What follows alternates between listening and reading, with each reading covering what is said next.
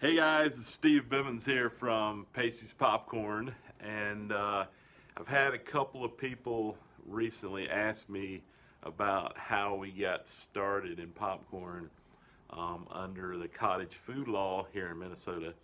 I think most states have it. But anyway, I wanted to give a few.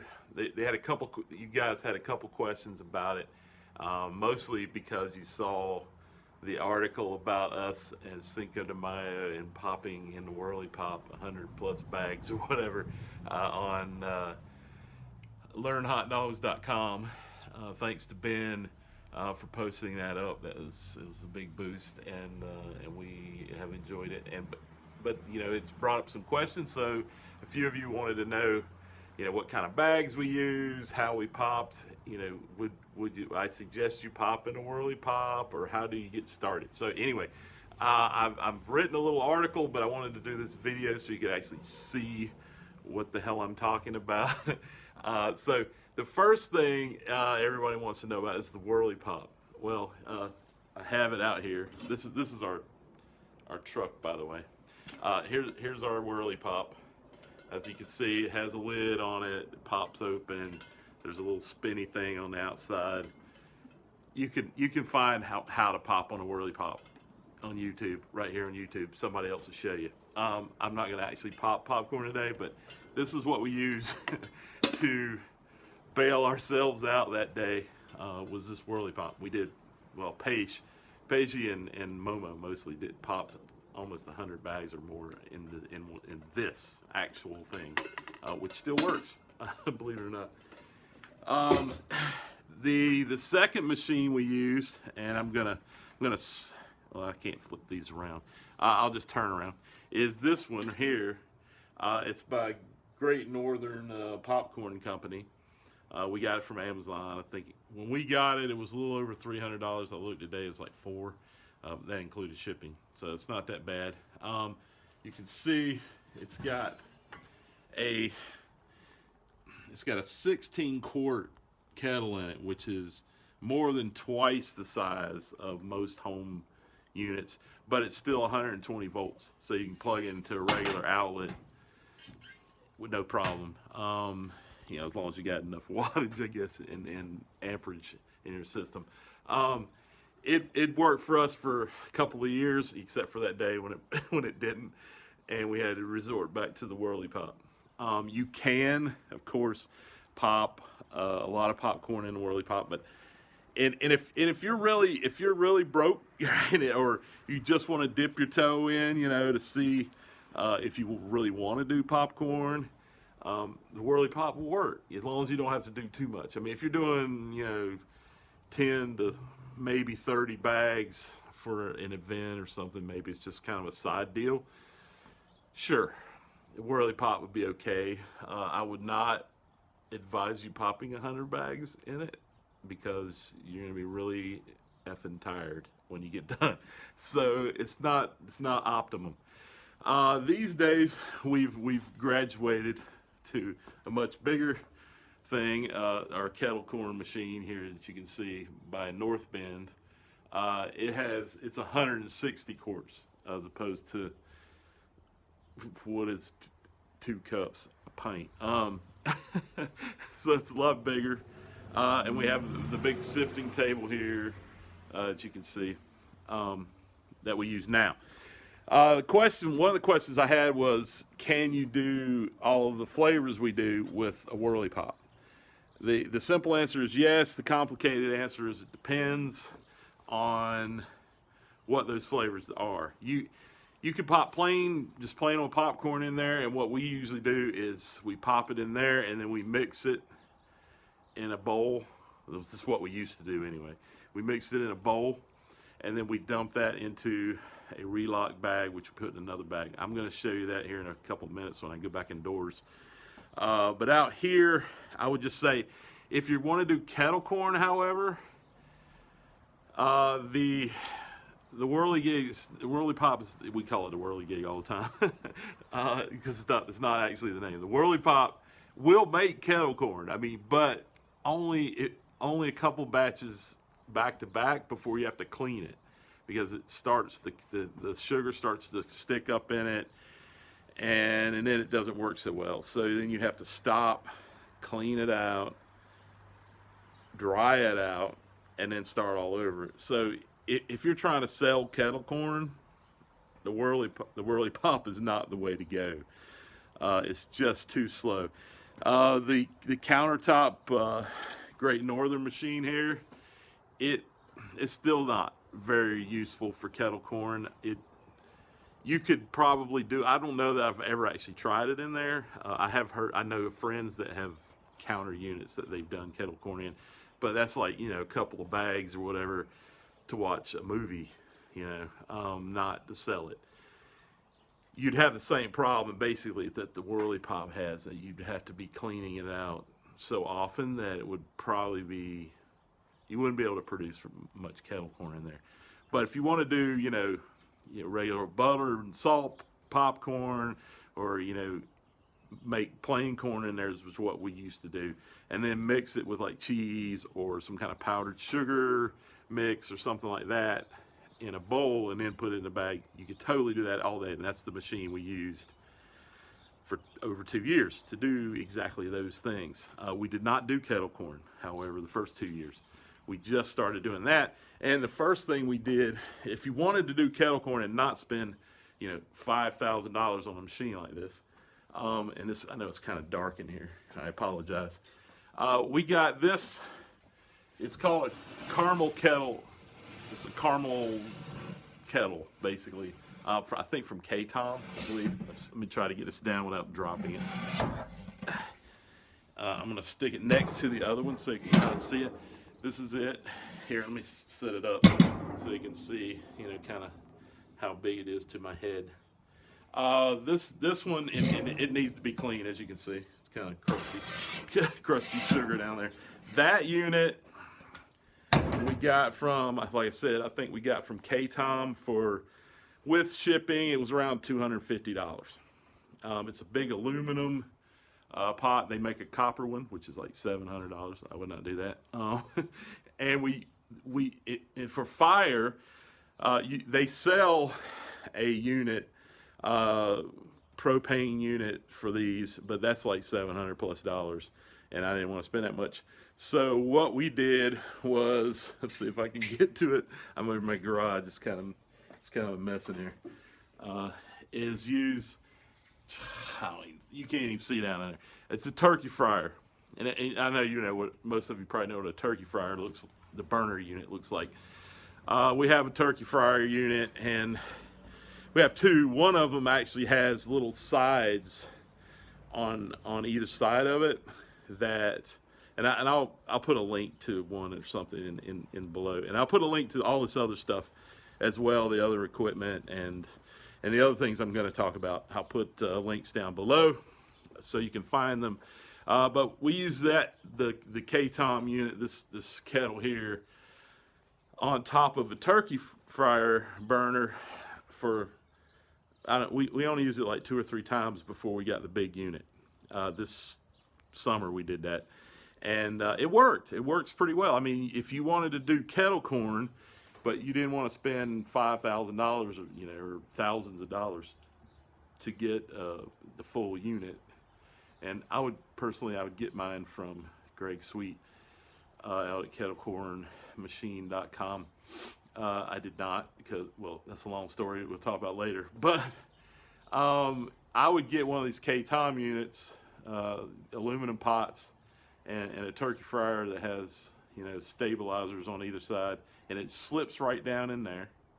You fire that thing up, you can make your kettle corn right in. You get one of those paddles, and you can pop kettle corn right in there. And we did about 3 cups at a time in there. I think is probably the max. You get over that, it starts to slosh out the sides when you're trying to stir it. But anyway, and we would dump that into one of these big, I think it's Bronco or something like that, plastic trash cans. It's NSF approved for food contact, but I would find some other way of sifting it.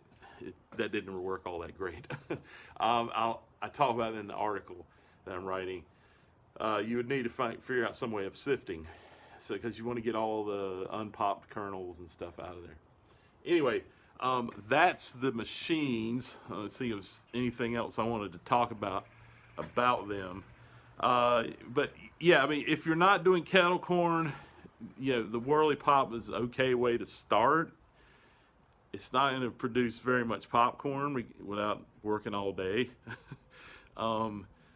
Pretty soon you're going to want to at least go to one of these countertop models, like that.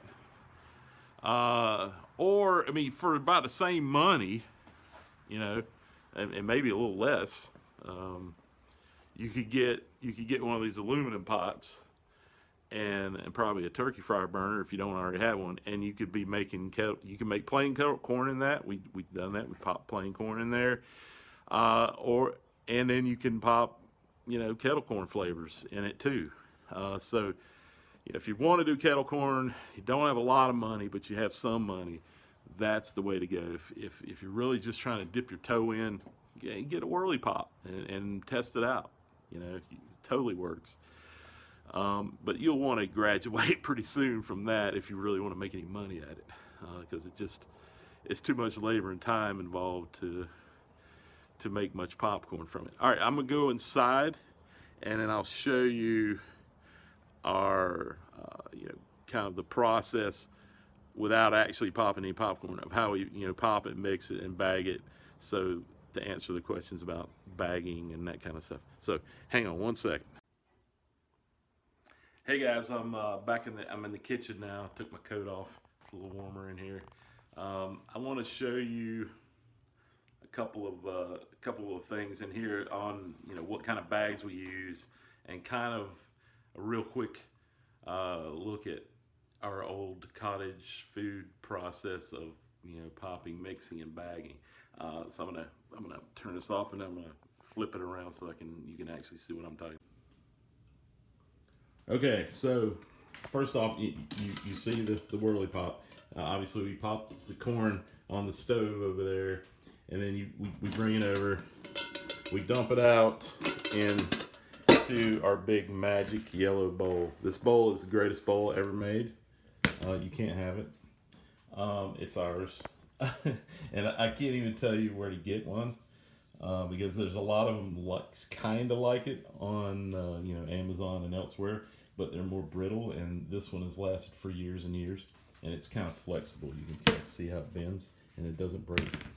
But anyway, we dump the popcorn in there, and the next step is just pretend like there's almost full of popcorn in here. Usually we leave about an inch below there, and that's just about a gallon of popcorn. Then we use a binding oil. In this case, you can't really see the label on it. We use a squirt bottle. This is like a 16-ounce glass squirt bottle. I think it's by, I can't remember the name of the company. I'll look for it and I'll put it in the description. Anyway, I take this and I give it about six to seven squirts. Then I toss the popcorn in it. Pretend like I'm tossing popcorn.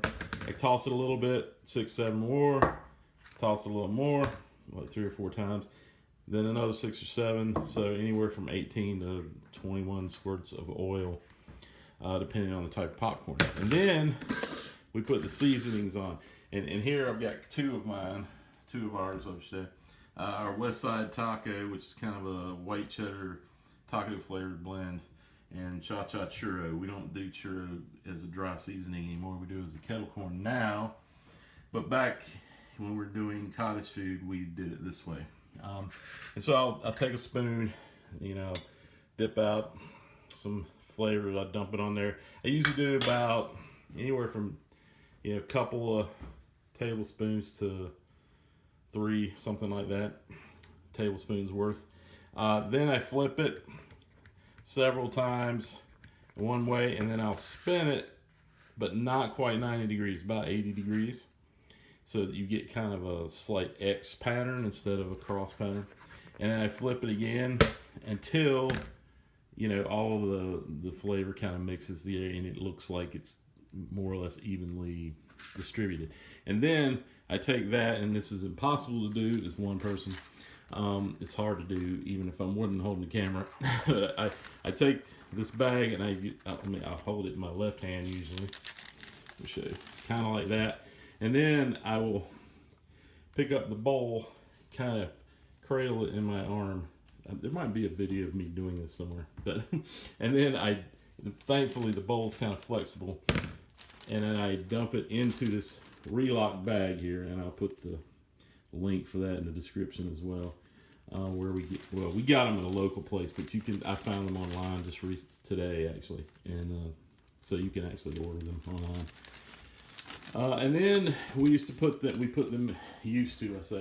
into this is a 12-pound pastry bag. We get these from webstore.com. You can probably find them elsewhere, but this one is the second kind we got, which is kind of thin. I didn't really like them. I'll put the link to the ones I did like.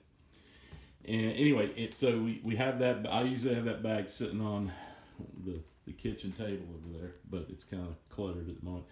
And so then we take this bag and you kind of scrunch it up and you slip it down inside of here, and then I work all the air out of it. And then once I do that, and I seal that off inside of here, right? Then we fold it up. Here, let me try to do this one-handed, which is impossible. Here, I'll fold it, and then I'm gonna put the phone down for a second. Sorry about that. We fold it over. You just kind of fold it over and bend it, and then we staple it at the top. And then you have a bag of popcorn. I'll tell you about that in a second. Yeah, these bags we started out selling. They're just basically just under right around a gallon of popped popcorn, and we sold those in the beginning for $5 a piece, I think. And we did that the first year. Then the second year we had a stroke of genius and we raised the price to $6, and then we sold 2 for $10, and people snatched it up. The beauty of the relock inside of this bag is you get double protection. It's a nice clean, it's a nice clean product at the end. People like that. We put our own labels on there. We did not get them printed. We bought labels from, I think, Print Runner. I designed the logos and all that stuff. That's another story. Anyway, so we did that. But you could, if you didn't want to go through all that process, and I don't blame you, just get, the regular kettle corn bags, the kind of the long tube types. You've seen them. And you can get those from, I think it's Polybag LLC. I'll put the link below. And they have they have the oldest website on the interweb, and so it's really non-functional except for the fact that their phone number's there. Call them; they're really nice people, and just tell them what you want. If you're just getting started, I would probably go with like their 9 by 12-inch kettle corn bags. That's their smallest one. Smallest unprinted one. You can get them that says kettle corn on it if you want. But if you want to put your own label on it, I'd get the plain 9 by 12, and that should hold about a gallon of popcorn once you seal it up. They also have a great tape sealing machine for those bags, which I highly recommend. Greg Sweet, the master of kettle corn, used their bags and that machine forever, and it works like a dream. So anyway, that's basically our process that we used for first couple years under the Cottage Food Act. So if you have any questions, let us know. Check us out on Facebook, Payshee's Popcorn. You can find the link there to our Square website. We don't ship, unfortunately, for you, and for us in some ways, because I'd love to sell you some popcorn. But if you're ever in St. Paul, come see us and grab some. All right, guys. Well, thank us a lot. I want to thank Ben again for posting that article. I have some more coming if he has time to put them together and get them up. There'll be an article for this video too. So I'll see you guys later. If you have any questions, let us know.